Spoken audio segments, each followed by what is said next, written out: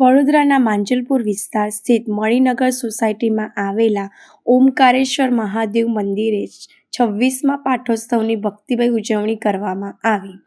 દિવસભર વિવિધ ધાર્મિક કાર્યક્રમો યોજાયા હતા, જેમાં મોટી સંખ્યામાં ભાવિકોએ ભાગ લીધો। માંજલપુરની મણિનગર સોસાયટીમાં આવેલ ઓમકારેશ્વર મહાદેવ મંદિરે 26મા પાઠોત્સવની ભવ્ય ઉજવણી કરવામાં આવી હતી।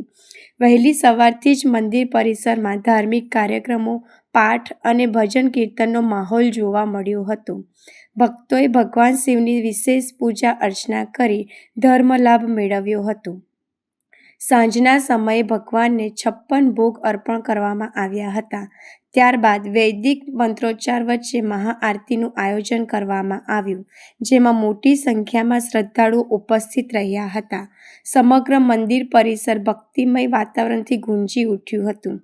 આ પ્રસંગે મંદિર ટ્રસ્ટીઓ અને આયોજકોએ તમામ ભાવિકોનો આભાર વ્યક્ત કરી ભગવાન ઓમકારેશ્વર મહાદેવના આશીર્વાદ સૌના જીવનમાં સુખ, શાંતિ અને સમૃદ્ધિ લાવે તેવી પ્રાર્થના કરી હતી।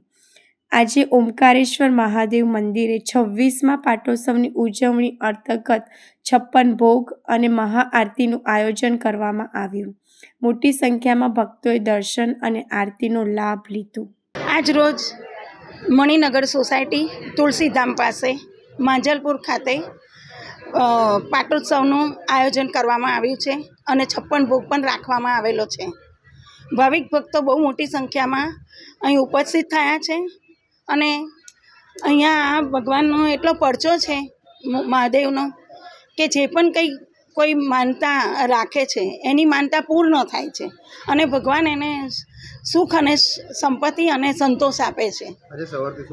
આજે સવારથી પૂજા, અભિષેક, પછી પાઠોત્સવની પૂજા, આ બધું વિવિધ પ્રકારે બધી આપણા મહારાજો સાથે બ્રાહ્મણોને બોલાવવામાં આવેલા અને બધાએ સારી રીતે લાભ લીધો અને બધા પૂજામાં પણ બેઠેલા અને ભક્તોએ પણ બહુ સરસ રીતે સહકાર આપ્યો।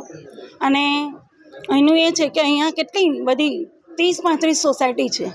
એ 30-35 સોસાયટીઓ અહીંયા મંદિરે પધારે છે અને સોમવારે તો બહુ જ ભીડ હોય છે અહીંયા, સવારથી માંડીને સાંજ સુધી। ને અહીંયા વિવિધ અભિષેક કરે છે, કોઈ શેરડીનો કરે તો કોઈ ઘીનો કરે, કોઈ મધનો કરે તો કોઈ દૂધનો કરે। આ રીતે જે ગંગાજળ આ બધું અર્પિત કરવામાં આવે છે। અને મંદિર ભલે અમારું નાનું છે, પરંતુ અહીં દિલના બહુ જ મોટા છે લોકો। અને હસુમતીબેન